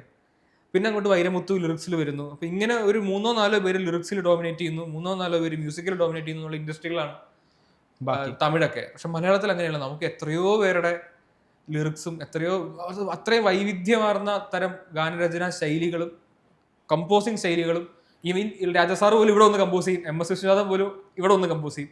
അപ്പോൾ അങ്ങനെയുള്ള ഗസ്റ്റ് ആയിട്ടുള്ള കമ്പോസേഴ്സിന്റെ അടക്കം, പിന്നെ ഇവിടെയുള്ള ഒരുപാട് ലെജൻസിന്റെ അടക്കം ഒരുപാട് നല്ല പാട്ടുകൾ കേൾക്കാൻ ഭാഗ്യം കിട്ടിയിട്ടുള്ളവരാണ് ശരിക്കും ലിറ്ററലി ഞാനും നിങ്ങളൊക്കെ അടങ്ങുന്ന ഈ ജനറേഷൻ ഓഫ് കേരളൈറ്റ്സ്. അപ്പോൾ അതൊക്കെ കേൾക്കുമ്പോൾ തന്നെ നമുക്ക് ഒരുപാട് ചെയ്യാനും, ഒരുപാട് അതുപോലെ തന്നെ ചെയ്യാനും, അതിൽ നിന്ന് പ്രയോജനം ഉൾക്കൊണ്ട് നമ്മുടേതായ രീതിയിൽ പുതിയ വർക്കുകൾ ചെയ്യാനും ഒക്കെ ടെക്സ്റ്റ് ബുക്കിന് വേറെ തപ്പി പോണ്ട എന്ന് മനസ്സിലാക്കിയ ഒരാളാണ് ഞാൻ. 10 വർഷം മുമ്പേ തന്നെ അത് മനസ്സിലാക്കി. ഇപ്പം നമ്മളെ ഈ പാട്ടെഴുത്തുകാർ മലയാളത്തിലെ ആളുകളുടെ കാര്യം പറഞ്ഞല്ലോ. ഇപ്പോൾ ഗിരീഷ് പുത്തഞ്ചേരിയുടെ കാര്യം പറഞ്ഞു, അല്ലെങ്കിൽ കൈതപ്പുറം തിരുമേനിയുടെ കാര്യം പറഞ്ഞു. അപ്പോൾ നമ്മുടെ ഇവിടെ ഉള്ളൊരു കാര്യം എന്ന് വെച്ചിട്ടുണ്ടെങ്കിൽ എല്ലാ കാലവും ഇവരെല്ലാവരും അങ്ങോട്ടും ഇങ്ങോട്ടും പ്രോപ്പറായിട്ട് കമ്മ്യൂണിക്കേറ്റ് ചെയ്തിരുന്നു. എല്ലാവരും ഭയങ്കര കമ്പനി ആയിരുന്നു എന്നുള്ളതാണ്. ഇപ്പോൾ ഏതോ ഒരു പഴയ ഇൻ്റർവ്യൂവിൽ കൈതപ്പുറം സാറ് പറയുന്നുണ്ട്, ഗിരീഷ് ചേട്ടനെ പറ്റി ഇങ്ങനെ പറയുന്നുണ്ട്. ഗിരീഷ് എന്ന് പറഞ്ഞിട്ട് ഇങ്ങനെ, അതായത് അവൻ ചില സമയത്ത് കുറച്ച് കുറുമ്പ് കാണിക്കും എന്നുള്ള രീതിയിൽ. അപ്പോൾ എന്താ പറയുക, ഏറ്റവും അടുത്ത സുഹൃത്തിനെ പോലെയും മെൻറ്ററെ പോലെയൊക്കെ സംസാരിക്കുന്ന ഒരു രീതി ഉണ്ട് നമുക്കിവിടെ മലയാളത്തിൽ. ഇപ്പോഴത്തെ കാര്യം പറഞ്ഞാൽ നിങ്ങളെല്ലാവരും എന്താ പറഞ്ഞ ഓരോ പാട്ടും കേട്ട് അങ്ങോട്ടും കൂടെ അഭിപ്രായങ്ങൾ പറയുന്നുണ്ടെന്നും എനിക്കറിയാം. അതായത് ഇപ്പോൾ റഫീഖ് അഹമ്മദ് സാർ ആണെങ്കിലും, അൻവർ അലി മാഷ് ആണെങ്കിലും, അല്ലെങ്കിൽ വീരാൻകുട്ടി സാർ ആണെങ്കിലും, നിങ്ങൾ അങ്ങോട്ടും ഇങ്ങോട്ടും വിളിച്ചിട്ട് വിനായകന്റെ ഈ പാട്ട് കൊള്ളാം, അത് ഇങ്ങനെ വന്ന് നന്നായി ഇന്നും പറയുന്നുണ്ട്. അപ്പോൾ ആ ഒരു സൗഹൃദത്തെ പറ്റി ഒന്ന് പറയുമോ? അത് കേൾക്കട്ടെ, അത് നല്ല രസമാണ് ആ കഥ കേൾക്കാനെന്ന് എനിക്കറിയാം. അപ്പോൾ നിങ്ങളുടെ കോവിഡ് സമയത്ത് മുമ്പ് ഉണ്ടായിരുന്നു. ലിറ്ററലി കോവിഡ് ലോക്ക്ഡൗൺ സമയത്താണ് വാട്സാപ്പിലൂടെ മലയാളം ലിറിസിസ്റ്റുകളെല്ലാം ഒരു കുടക്കീഴിൽ, എല്ലാം കൊണ്ടും അങ്ങനെ എല്ലാ അർത്ഥത്തിലും ഒരു കുടക്കീഴിലെത്തിയത്. രചന എന്ന് പറഞ്ഞൊരു വാട്സാപ്പ് ഗ്രൂപ്പ് തുടങ്ങിയത് മുതലാണ്. അതിനുശേഷം പേഴ്സണലായും ഫോമലായിട്ടുള്ള പല കാര്യങ്ങൾ, ലിറിക്സിൽ ഫോമലായിട്ട് സംസാരിക്കേണ്ട ഒരുപാട് കാര്യങ്ങൾ ഉണ്ടായിരുന്നു. ഒരു സംഘടനാ സ്വഭാവത്തിൽ അഡ്രസ്സ് ചെയ്യേണ്ട ഒരുപാട് വിഷയങ്ങൾ ഉണ്ടായിരുന്നു എന്ന് പോലും ഞാൻ തിരിച്ചറിയുന്നത്, അല്ലെങ്കിൽ ഞങ്ങളെപ്പോലുള്ള കുറച്ച് പേര് തിരിച്ചറിയുന്നത് ഞങ്ങളുടെ സീനിയേഴ്സ് ആയിട്ടുള്ള ആളുകൾ ആ ഗ്രൂപ്പിൽ. Shibu ചക്രവർത്തിയൊക്കെ one of the visionaries ആണ് ആ ഗ്രൂപ്പിൽ. അങ്ങനെ പല കാര്യങ്ങളെപ്പറ്റിയും അവയർനെസ് ക്രിയേറ്റ് ചെയ്ത് അങ്ങനെ കുറേ സംസാരം നടന്നു. അതല്ലാതെ കാഷ്വലി മീറ്റപ്സും കാര്യങ്ങളും പിന്നീട് അന്ന് മുതൽ ഇന്ന് വരെ ഇടയ്ക്കിടയ്ക്ക് ഇങ്ങനെ നടക്കുന്നുണ്ട്. അതിൽ തന്നെ നമുക്ക് സൗഹൃദവും ബന്ധങ്ങളും വളരുമല്ലോ അത്തരം മീറ്റപ്സുകളിലൂടെയൊക്കെ.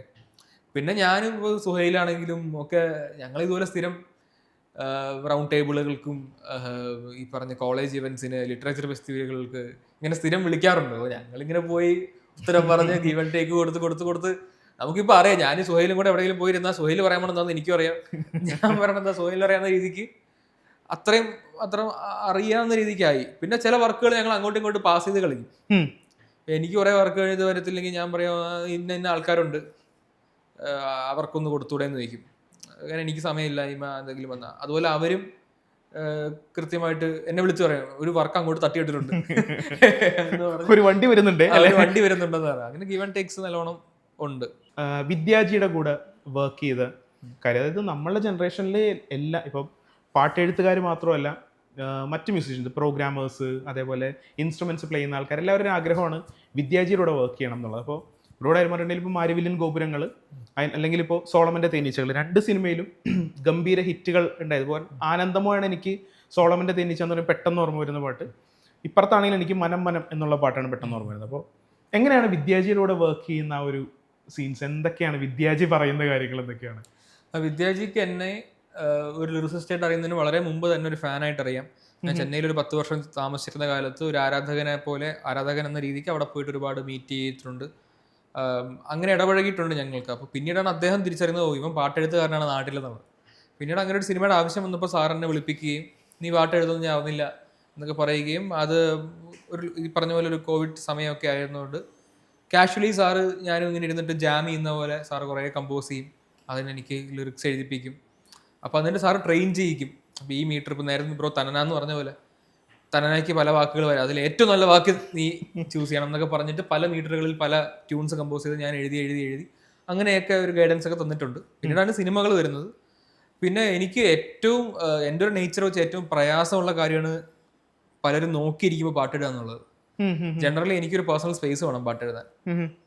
ഇപ്പോൾ നിങ്ങളിങ്ങനെ ഇരിക്കുകയാണെങ്കിൽ ഞാൻ പറയും ഞാൻ ഒന്ന് പുറത്ത് പോയിട്ട് ഒന്നെങ്കിൽ താഴെ നടക്കാം അല്ലെങ്കിൽ ബാൽക്കണിയിൽ കുറച്ച് നേരം നിൽക്കാം. എനിക്ക് അങ്ങനെ ഒരു മെൻ്റൽ പ്രൈവസി വേണം, പിന്നെ ഒരു സെൻസ് ഓഫ് മൂവ്മെൻറ്റ് വേണം. ഇരുന്ന് കഴിഞ്ഞാൽ എനിക്ക് വർക്ക് വരില്ല, ഒന്ന് നടക്കുമോ അങ്ങനെ എന്തെങ്കിലുമൊക്കെ വേണം എനിക്ക് പൊതുവേ വർക്ക് വരാൻ. പക്ഷേ വിദ്യാർത്ഥിയുടെ അടുത്ത് അവർ ടിപ്പിക്കലി ഉള്ള ശീലം സാറ് ഇവിടെ ഇരുന്ന് കമ്പോസ് ചെയ്യും, അവിടെ ഡയറക്ടർ ഇരിപ്പുണ്ടാവും, ഇവിടെ പ്രൊഡ്യൂസർ ഇരിപ്പുണ്ടാവും, ഞാനിവിടെ ഇരിപ്പുണ്ടാവും, അങ്ങനെ ഇരുന്ന് എഴുതണം എന്നുള്ളതാണ്. അപ്പോൾ തുടക്കത്തിലൊക്കെ അങ്ങനെയായിരുന്നു.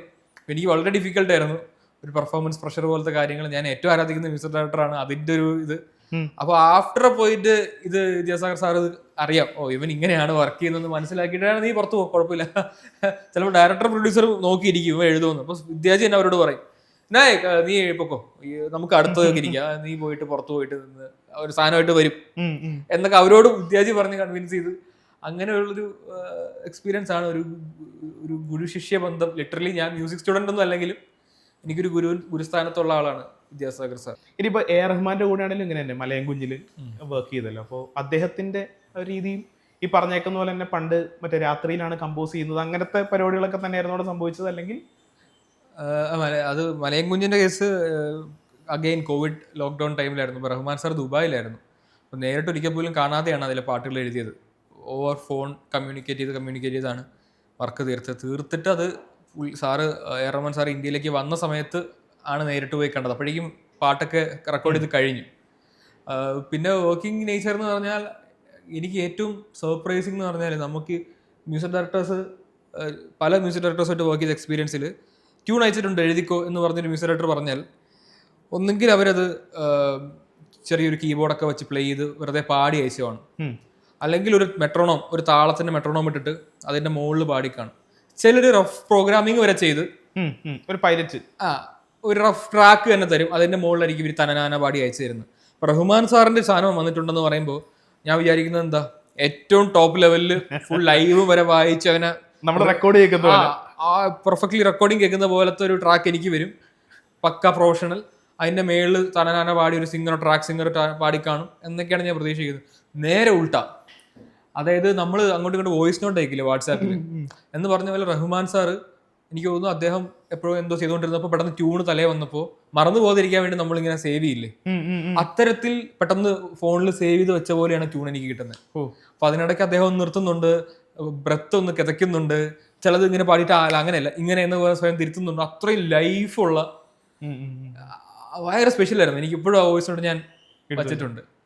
അങ്ങനെ ഒരു 5 മിനിറ്റിന്റെ ഒരു റഹ്മാൻ സാർ തന്നെ പാടുന്ന വളരെ റഫായിട്ട് നിൽക്കുന്ന ബാക്ക്ഗ്രൗണ്ടിലെ നോയ്സ് ഒക്കെ ഉണ്ട്, ഇതിൽ എഴുതിക്കോന്നാണ് പറഞ്ഞത്. അപ്പോൾ എനിക്ക് നോക്കി ഇതൊരു മറ്റേ ഇതിനകത്ത് നമ്മളിപ്പോൾ കേൾക്കുന്ന ചോലപ്പണ്ണ എന്ന് പറഞ്ഞ പാട്ടിൻ്റെ ട്യൂണും ഉണ്ട്, മണ്ണും നിറഞ്ഞെന്നുള്ള പാട്ടിൻ്റെ ട്യൂണും ഉണ്ട്. അത് കഴിഞ്ഞിട്ട് ഇതിലോട്ട് അങ്ങ് കയറിയേക്കുക. അപ്പോൾ ഞാൻ നോക്കിയത് ഒരു പാട്ടാണോ 2 പാട്ടിൻ്റെ ട്യൂണാണ് എനിക്ക് അയച്ചത്, എനിക്ക് മനസ്സിലായില്ല.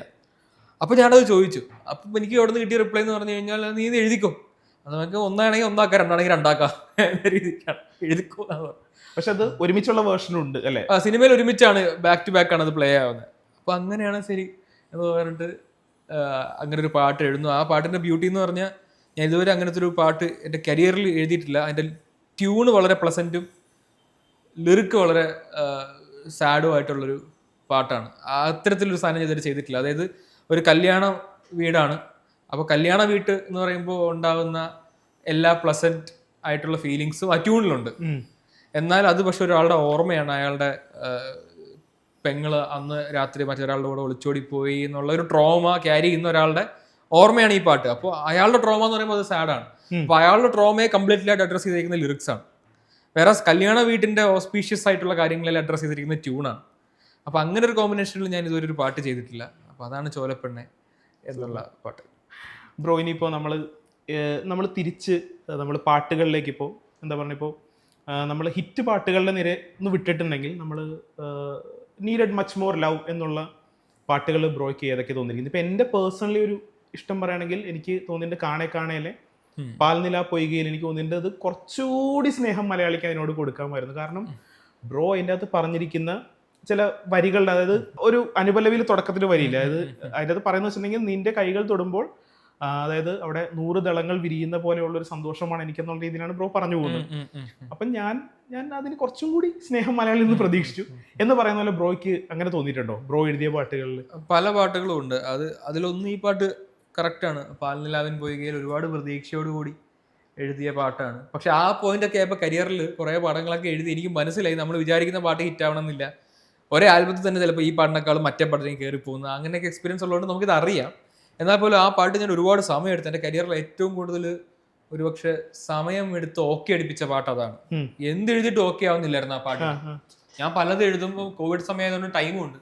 ബോബി സഞ്ജയേട്ടൻ ഇതല്ല വേറെ എന്തെങ്കിലും എഴുതാന്ന് പറയും, മനുപുറം അങ്ങനെ പറയും. അങ്ങനെ എഴുതി ഞാൻ പറഞ്ഞു ഇനി ഇതിൽ എന്ത് എഴുതാൻ, ഒന്നത് എഴുതാൻ ഏറ്റവും ടഫായിട്ടൊരു മീറ്ററാണ്, അതിൽ ലിറിസിസ്റ്റുകൾക്കറിയാം. അപ്പോൾ അത് വളരെ ഡിഫിക്കൽട്ടായിട്ടൊരു സംഭവമായിരുന്നു. അങ്ങനെ അവസാനം ഞാൻ എഴുതിയ ഏറ്റവും ആദ്യത്തെ തന്നെയാണ് ഇപ്പോൾ വെച്ചേക്കുന്ന ഏറ്റവും ആദ്യത്തെ വെർഷനിലുള്ള പലതുമാണ്. അപ്പോൾ അത് എനിക്ക് സിനിമയും ഭയങ്കര എനിക്ക് ഇഷ്ടമായിരുന്നു. ഈ പാട്ട് ഒരുപാട് റീച്ച് ആവുന്നൊക്കെ ഞാൻ പ്രതീക്ഷിച്ചു, പക്ഷെ അത്ര റീച്ച് ആയില്ല. പക്ഷേ സിത്താര ചേച്ചിക്ക് അതിന് സ്റ്റേറ്റ് അവാർഡ് കിട്ടി. ഞാൻ പാടിയതിൽ ജി വേണുഗോപാൽ പാടിയ, ഞാൻ എഴുതി ജി വേണുഗോപാൽ പാടിയ, വേണുചേട്ടൻ പാടിയ ഒരേ ഒരു പാട്ട് ഇതുവരെ ഉള്ളതിൽ അതാണ്. അപ്പം അങ്ങനെ സ്പെഷ്യലാണ് ആ പാട്ട്. ആ പാട്ട് എഴുതിക്കൊണ്ട് റഫീഖ് അഹമ്മദ് എനിക്ക് മെസ്സേജ് അയച്ചു. കാരണം പുള്ളിക്കറിയാം ആ മീറ്റർ മലയാളത്തിൽ എഴുതാൻ എത്രത്തോളം പാടാണെന്നുള്ളത്.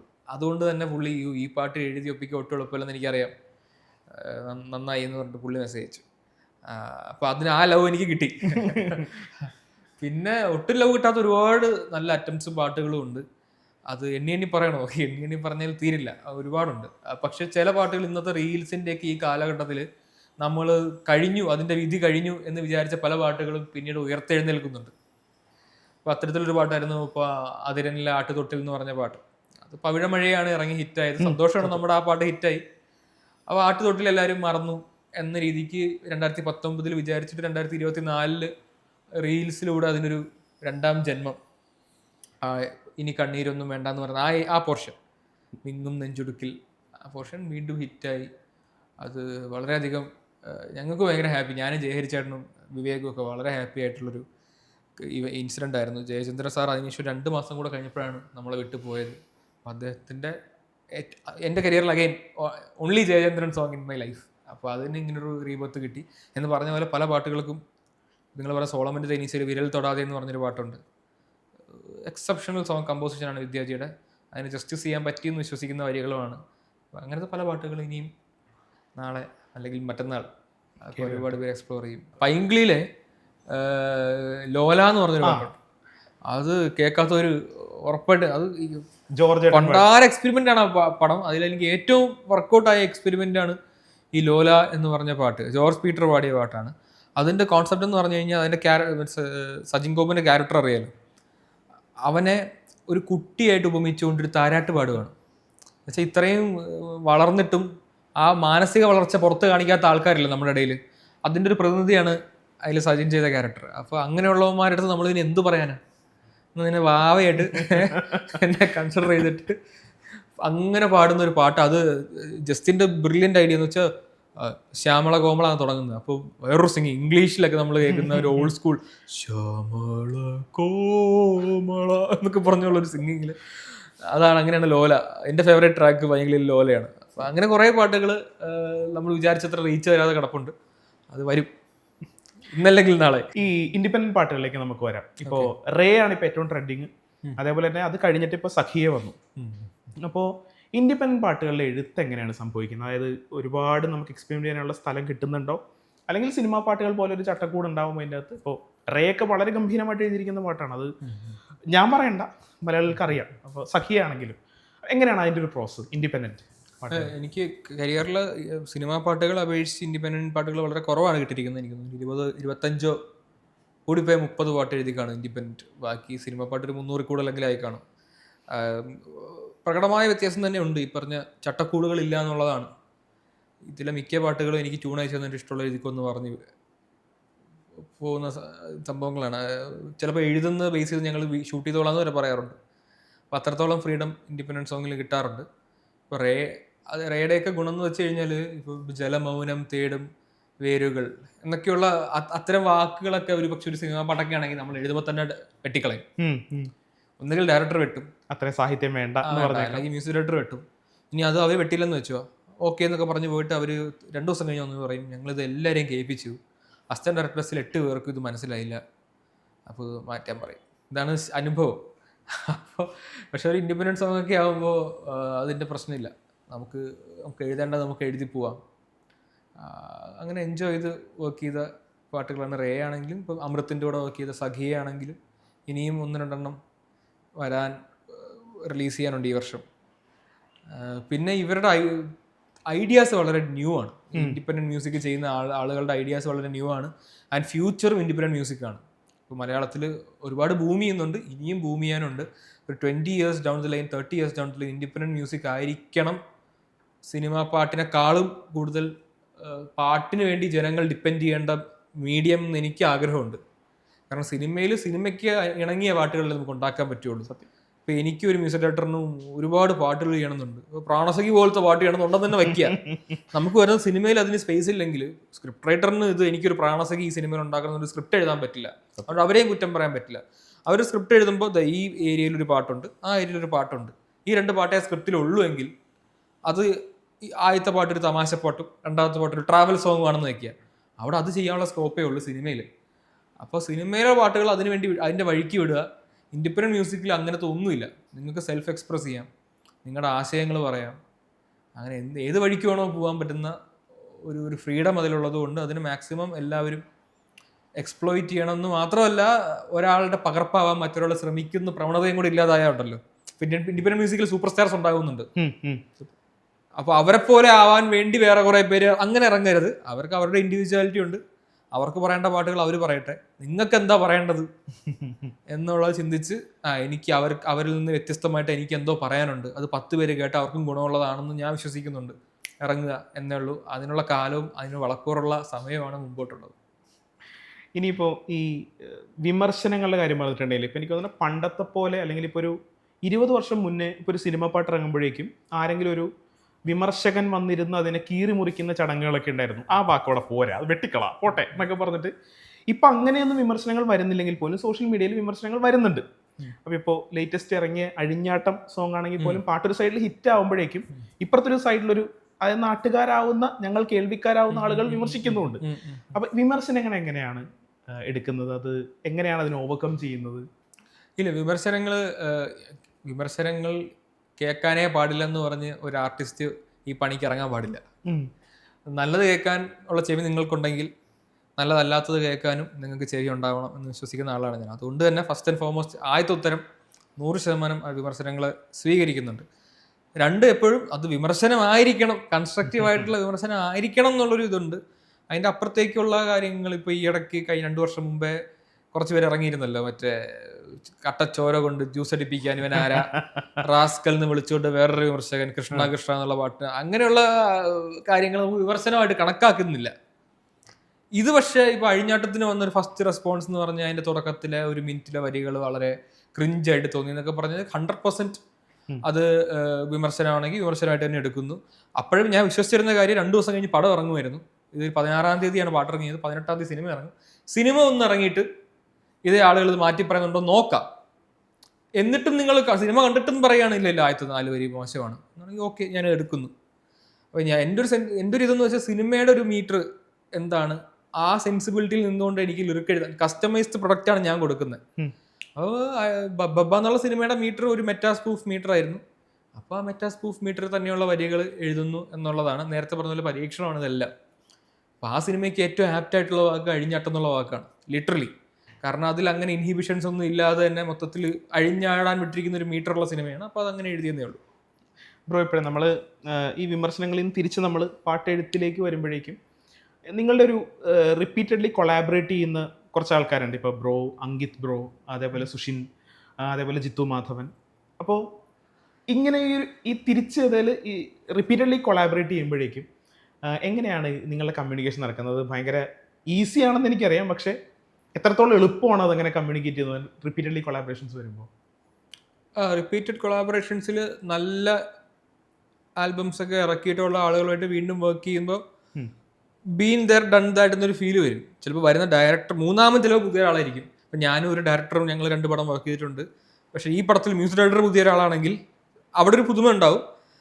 നേരെ തിരിച്ച് ഞാൻ സുഷിനും കൂടെ നാളെ ചെയ്യുന്ന പടത്തിൽ വേറൊരു ഡയറക്ടറാണെങ്കിൽ അതിനൊരു ഡിഫറൻസ് ഉണ്ടാവും. പക്ഷേ ഞങ്ങൾക്കറിയാലോ ഇങ്ങനെയൊക്കെ ചെയ്താൽ കാര്യം മുമ്പോട്ട് പോകും, എന്തൊക്കെ ഡൂസ് ആൻഡ് ഡോൺസ് നമുക്കറിയാം. ചില കാര്യങ്ങൾ ഇങ്ങനെ ചർച്ച ചെയ്തിരുന്ന സമയം പോകുന്നല്ലാതെ റിസൾട്ട് നടക്കില്ല. ഇങ്ങനെയുള്ള എക്സ്പീരിയൻസ് ഉള്ളതുകൊണ്ട് പരിപാടി പെട്ടെന്ന് നടന്നു കിട്ടും, സ്പീഡ് പെട്ടെന്ന് കിട്ടും, ഫാസ്റ്റായിട്ട് കാര്യങ്ങൾ മൂവ് ആവും. പിന്നെ ആ ഡയറക്ടർ മൂന്നാമത്തെ ആളെയും കൂടെ ഈ ട്രാക്കിലേക്ക് കൊണ്ടുവരാനുള്ള എപ്പോഴും ഒരു 3 പേരുണ്ടെങ്കിലാണ് ഒരു ബെസ്റ്റ് ഓഫ് 3 എന്ന് പറഞ്ഞൊരു കോൺസെപ്റ്റ് ഉണ്ടല്ലോ. ഇപ്പൊ ഞാനും നിങ്ങളും തമ്മിൽ ഒരു ടീം ആവുകയാണ്. 2 പേരുടെ ടീം എന്ന് പറഞ്ഞാൽ ഒരിക്കലും അത് വർക്കാവില്ല എന്ന് പറഞ്ഞാൽ ചില കാര്യങ്ങൾ നമുക്ക് ഡിഫറൻസ് ഓഫ് ഒപ്പീനിയൻ വന്നാൽ അത് ഡിഫറൻസ് ഓഫ് ഒപ്പീനിയൻ തന്നെയായിട്ട് ഇങ്ങനെ കിടക്കും. പക്ഷെ മൂന്നാമത്തെ ഒരാളും കൂടെ വരുമ്പോൾ ഉണ്ടല്ലോ, 2 പേര് ഒരു സ്ഥാനത്ത് കൈപൊക്കി കഴിഞ്ഞാൽ മൂന്നാമത്തെ ആൾ അതിലേക്ക് ഓട്ടോമാറ്റിക്കലി വിട്ടുകൊടുക്കും. അപ്പോൾ ഒരു director, music director and lyricist 3 പേരും കൂടി ഇരുന്ന ഐഡിയയിൽ ഒരു സിനിമ വർക്ക് ചെയ്ത് കഴിഞ്ഞാൽ ചില കാര്യങ്ങൾ ഡയറക്ടറും മ്യൂസിക് ഡയറക്ടറും ഇങ്ങനെ പറഞ്ഞാൽ ഞാൻ തിരുത്തും. ചിലതിൽ ഞാൻ എഴുതുന്ന സാധനം ഡയറക്ടർക്ക് ഇഷ്ടപ്പെട്ട് കഴിഞ്ഞാൽ മ്യൂസിക് ഡയറക്ടർക്ക് ഇഷ്ടപ്പെട്ടില്ലെങ്കിലും അതിലേക്ക് വരും. ഇപ്പം എൻ്റെ കുറേ ഹിറ്റ് പാട്ടുകളിൽ അങ്ങനെ ഇപ്പം ആരാധിക എഴുതിയപ്പോൾ വിഷ്ണു ചേട്ടൻ ചോദിച്ചിട്ടുണ്ട്, എൻ്റെ നെഞ്ചാക നീയല്ലേ വേണോ, ഭയങ്കര സിമ്പിളല്ലേ, വേറെ എന്തെങ്കിലും വന്നുകൂടെ? ജോണേട്ടൻ പറഞ്ഞാൽ ഇല്ലടാ അവിടെ അത് കറക്റ്റാണ്, അവിടെ ഇനി വേറെ അത്ര സിമ്പിൾ ഇരുന്നാൽ മതി എന്ന് പറഞ്ഞ ഒരു സംഭവമുണ്ട്. നേരെ തിരിച്ച് ജാക്സൺ അല്ലട എഴുതിയപ്പോൾ വിഷ്ണു ചേട്ടനാണ് ജോണേട്ടനെ വിളിച്ചു പറഞ്ഞു, ഇപ്പം 3-4 പല്ലവി എഴുതിയിട്ടുണ്ട്, പക്ഷെ അതിൽ ജാക്സൺ അല്ലട എന്ന് പറഞ്ഞൊരു പല്ലവി ഉണ്ട്, അത് വെക്കാം. അങ്ങനെ ഒരു സംഭവം ഉണ്ടല്ലോ. ജിത്തുവും സുഷിനും കൂടെ എൻ്റെ പല ലിറിക്സുകളും വെട്ടാറുണ്ട്. ഞാൻ ഇങ്ങനെ കുറേ സാധനം രോമാഞ്ചത്തിനും ആവേശത്തിനും ഒക്കെ ഞാൻ ഇപ്പൊ നിങ്ങൾ കേൾക്കുന്ന ലിറിക്സ് ഒന്നുമല്ല, അതിന്റെ ഇൻറ്റു 3 എഴുതിക്കൊണ്ട് പോകും. ഈ ലൈനിൽ അങ്ങനെ എഴുതാം ഇങ്ങനെ എഴുതാന്നൊക്കെ പറഞ്ഞ് ഞാൻ കുറെ കൊടുക്കും. അപ്പൊ ചില സാധനങ്ങൾ ഇവർ 2 പേരും ഇരുന്നിട്ട് വെട്ടും. അവർ കോമൺ ആയിട്ട് വെട്ടിക്കഴിഞ്ഞാൽ പിന്നെ എനിക്കൊന്നും പറയാനില്ല. പണ്ടാരെ എനിക്ക് എത്ര ഇഷ്ടപ്പെട്ട ലൈനാണെങ്കിലും ഇവർക്ക് 2 പേരും വെട്ടി തൂക്കി. അതേസമയം സുഷിൻ വെട്ടാൻ പോയിട്ട് ജിത്തു ഇല്ല എൻ്റെ സൈഡാണെങ്കിൽ, ജിത്തു വെട്ടാൻ പോയിട്ട് സുഷിൻ എൻ്റെ സൈഡാണെങ്കിൽ ഇത് ഏത് സിനിമയ്ക്ക് ആപ്ലിക്കബിൾ ആണ്, നമുക്ക് ഒരു ബലമാണ്. ബ്രോ, ഇപ്പോൾ സോഷ്യൽ മീഡിയയിൽ ഭയങ്കര തരംഗമായിട്ട് പോയിക്കൊണ്ടിരിക്കുന്നതാണ് നമ്മുടെ കുഞ്ഞിക്കവിൾ മേഘമേ. അപ്പോൾ അതിൻ്റെ അകത്ത് വരികൾ നോക്കുകയാണെങ്കിൽ ഇപ്പോൾ ഒന്നൂടെ ആ പോർഷനൊക്കെ എടുത്തിങ്ങനെ വീണ്ടും വീണ്ടും ഇങ്ങനെ വന്നുകൊണ്ടിരിക്കുകയാണ്. അപ്പോൾ ഈ സോഷ്യൽ മീഡിയയ്ക്ക് വേണ്ടിയിട്ടുള്ള എഴുത്തുകൾ ഇപ്പോൾ പലരും സംഭവിക്കുന്നുണ്ട്. ഇപ്പോൾ സോഷ്യൽ മീഡിയ ട്രെൻഡ് ആകാൻ വേണ്ടി ഹുക്സ് പാട്ടുകൾ ഉണ്ടാക്കുന്ന പോലെ നിങ്ങൾ ലിറിസിസ്റ്റുകൾ അങ്ങനെ എന്തെങ്കിലുമൊക്കെ ചെയ്യാറുണ്ടോ, അല്ലെങ്കിൽ ചെയ്യുന്നതിനെ കുറിച്ച് ബ്രോയ്ക്ക് എന്താണ് പറയാനുള്ളത്? അങ്ങനെ ഒരു കാര്യത്തിലേക്ക് പറഞ്ഞ് നമുക്ക് പാട്ടിലേക്ക് കിടക്കാമെന്ന് എനിക്ക് തോന്നുന്നു. ചില പാട്ടുകൾക്ക് അത് അത്യാവശ്യമാണ്. ചില ഇപ്പോൾ പ്രൊമോ സോങ്ങുകളായിട്ടൊക്കെ വരുന്ന പാട്ടുകൾക്ക് സോഷ്യൽ മീഡിയയിൽ ഹുക്കാവും. ഞാൻ നേരത്തെ പറഞ്ഞ ഡിഫറെൻ്റ് ആയിട്ട് സ്റ്റാൻഡ് ഔട്ട് ചെയ്യുന്ന ഒരു വാക്കുണ്ടെങ്കിൽ ക്യാച്ച് ചെയ്യാമെന്ന് പറഞ്ഞില്ലേ, അത് അത്തരം പാട്ടുകൾക്ക് ആപ്ലിക്കബിൾ ആണ്. ചില പാട്ടുകൾ നമ്മൾ എഴുതുമ്പോൾ അതൊന്നും നമ്മൾ ചിന്തിക്കില്ല. സോഷ്യൽ മീഡിയയിൽ ഇത് ഹുക്കാവണമെന്നൊന്നുമില്ല, നമുക്ക് മനസ്സിൽ എന്താണ് തോന്നുന്നത് എല്ലാം മറന്ന് അങ്ങനെ എഴുതും. അത്തരത്തിലൊരു പാട്ടാണ് ശരിക്കും കുഞ്ഞിക്കവിൾ മേഘമേ. കുഞ്ഞിക്കോൾ മെഗമേ ഇപ്പോൾ സോഷ്യൽ മീഡിയയിൽ ട്രെൻഡിങ് ആണെന്ന് പറയുമ്പോൾ അത് എക്സ്ട്രീംലി റിവാർഡിങ് ആണ്. കാരണം സോഷ്യൽ മീഡിയയിൽ ട്രെൻഡിങ് ആവാൻ വേണ്ടി ഒന്നും ആ പാട്ടിൽ അതിനു വേണ്ടി ഒന്നും ഞങ്ങൾ ചെയ്തിട്ടില്ല. അത് അറിയാലോ, ജോണട്ടൻ്റെ എൻ്റെ മൂന്നാമത്തെ സിനിമയാണ്. ജോണേട്ടൻ മ്യൂസിക് ചെയ്യുന്ന പാട്ട്. ജോൺ പോൾ ജോർജ് മ്യൂസിക് ചെയ്യുന്ന പടമാണ്. അപ്പോൾ ആ സിനിമയിൽ സൂപ്പർ സ്റ്റാർസ് ആരും ഇല്ല. ഇന്ദ്രൻ ചേട്ടനും ജോമോനുമാണ് അഭിനയിക്കുന്നത്. സൂപ്പർ സ്റ്റാർസ് ഇല്ലാത്ത പടം. പുതിയൊരു യൂട്യൂബ് ചാനലിൽ ഇറങ്ങിയ പാട്ട്, പുതിയൊരു മ്യൂസിക് ലേബൽ, പുതിയൊരു യൂട്യൂബ് ചാനൽ ഇറങ്ങിയ പാട്ട്. ഇൻസ്റ്റാഗ്രാമിൽ വൈറലാവുന്ന ടൈപ്പ് ഡിസൈൻ ഇല്ലാത്തൊരു പാട്ട്. ഇതെല്ലാം ഉണ്ടായിട്ട് ലിറിക് വീഡിയോ ഇറങ്ങിയ പാട്ട്. സാധാരണ വീഡിയോ പാട്ടുകൾ ഓടുന്നതിൻ്റെ അത്രയും ലിറിക് വീഡിയോ ഓടാറില്ല. അപ്പോൾ ഇത്രയൊക്കെ ഉണ്ടായിട്ട് പോലും ആ പാട്ട് ഇത്രയും റീച്ചായി ഒരു മാസത്തിനിടയിൽ എന്നുള്ളത് സോഷ്യൽ മീഡിയയിൽ അത് ഒരുപാട് പേര് റീൽസായിട്ട് ഇടുന്നത്, കവർ സോങ് ആയിട്ട് പാടുന്നു. അതൊക്കെ വലിയൊരു റിവാർഡാണ്. എൻ്റെ 2026 ഏറ്റവും ഒപ്റ്റിമിസ്റ്റിക് ആയിട്ടുള്ളൊരു സ്റ്റാർട്ട്. അതിൽ ഒന്നുകൂടെ തുടങ്ങാമിനി എന്നൊരു വരി ലിറ്ററലി അങ്ങനെ തന്നെയാണ് ഞാനും ജോണേട്ടനും എൻ്റെ ടീം ഓഫ് ആശാൻ കാണുന്നത് അങ്ങനെയാണ്. വളരെ ഫുൾഫില്ലിംഗ് ആണ് എനിക്ക് ശരിക്കും ആ പാട്ട് ലിറ്ററലി. അതിൻ്റെ കവേഴ്സ് വരുമ്പോൾ ഉണ്ടല്ലോ, എനിക്കിപ്പോൾ ഒരു ഇൻസ്റ്റാഗ്രാം നോട്ടിഫിക്കേഷൻ വന്നാൽ ഉറപ്പാണ് കുഞ്ഞിക്കവളുടെ ഒരു കവർ ആരെങ്കിലും പാടിയിട്ടുണ്ടോ. അത് ആൾക്കാർ സിംഗറായിട്ട് ചില പാട്ടുകളിലൊക്കെ കവേഴ്സ് പാടുന്ന ബ്രോ. ഞാനൊരു സിംഗറാണ്, അപ്പോൾ എനിക്ക് എൻ്റെ കഴിവ് തെളിയിക്കാൻ ഏത് പാട്ട് പാടാമെന്ന് ഓർത്തിട്ട്. പക്ഷേ കുഞ്ഞിക്കവൾ മെഗാമിൻ്റെ ഒരു കവർ പോലും അവരുടെ സിംഗിങ് എക്സിബിറ്റ് ചെയ്യാൻ വേണ്ടി ഒരു പാടുന്നല്ല, ഹൃദയത്തിൽ നിന്ന് പാടുന്ന, എനിക്ക് ഈ പാട്ട് പാടണം എന്നൊരു ആഗ്രഹം തോന്നി പാടുന്ന കവറുകളാണ് കുഞ്ഞിക്കോൾ മേഘമേ. അതുകൊണ്ട് ഞാൻ അതിൻ്റെ കവേഴ്സ് കണ്ടു കഴിഞ്ഞാൽ അത് നന്നായിട്ട് നോട്ടുകൾ കറക്റ്റ് ആണോ, ലിറിക്ക് ഏറ്റവും പെർഫെക്റ്റ് ആണോ ഒന്നുമില്ല, നോക്കൂല, ഞാൻ ലൈക്ക് അടിക്കും. കാരണം അത്രയും സ്ട്രെയിറ്റ് ഫ്രം ഹാർട്ടാണ് ആ പാട്ട് ഉണ്ടാക്കിയതും ആളുകളത് അതിന് തന്നിരിക്കുന്ന ലവും ഭയങ്കര പ്യുവറാണ്. ഓക്കെ, അപ്പോൾ എന്തായാലും നമ്മൾ നേരത്തെ പറഞ്ഞു നിർത്തിയെടുത്ത് തന്നെ തുടങ്ങിയിട്ടുണ്ടെങ്കിൽ, അതായത് സോഷ്യൽ മീഡിയയിൽ തരംഗമാവാനായിട്ട് എഴുതിയാലും കുഴപ്പമൊന്നുമില്ല. പക്ഷേ കുഞ്ഞിക്കവൾ മേഘമേ ഒന്നിനും വേണ്ടി എഴുതിയതല്ല, അത് നമ്മളെല്ലാവരെയും സന്തോഷിപ്പിക്കാൻ വേണ്ടി മനസ്സിൽ നിന്ന് എഴുതി വന്നതാണ് എന്ന് പറയുന്നിടത്ത് നമ്മളൊരു ചെറിയ പോസ് ഇടുന്നു. നമ്മുടെ ഈ ഒരു സംസാരത്തിൽ നമ്മൾ എന്താ പറയുക, ഇപ്പോൾ തമിഴിൽ പാട്ടുകൾ, അല്ലെങ്കിൽ തമിഴിൽ വരികൾ എഴുതുന്ന വിനായക ശിവകുമാറിനെ നമ്മൾ കേട്ടു, അല്ലെങ്കിൽ ഇപ്പോൾ എന്താ പറയുക അടിപൊളി പാട്ട് എഴുതുന്ന വിനായക ശിവകുമാറിനെ നമ്മൾ കേട്ടു, ഹീറോയിക് സാധനങ്ങൾ എഴുതുന്ന വിനായക ശിവകുമാറിനെ നമ്മൾ കേട്ടു, നമ്മുടെ മനസ്സിലേക്ക് പ്രണയം കൊണ്ടുവരുന്ന വിനായക ശിവകുമാർ, സങ്കടം കൊണ്ടുവരുന്ന വിനായക ശിവകുമാർ. അപ്പോൾ ഇവനെ പടച്ചുവിട്ട കടവുളക്ക് 10-ൽ 10. അതാണ് എനിക്ക് പറയാനുള്ളത്. 10-ൽ 9 thank you so much. Thank you.